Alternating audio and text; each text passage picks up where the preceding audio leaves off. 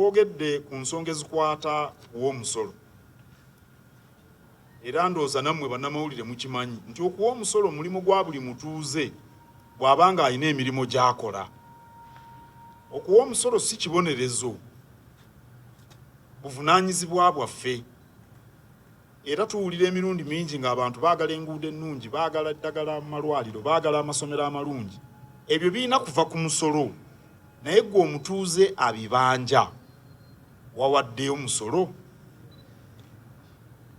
Kikulu nnyo nga bwe tulaba mu masinzizo nga towadde endobolo, oyinza okwebuuza Ereziya yo kyekkoledde mu ndobolo gye yawa.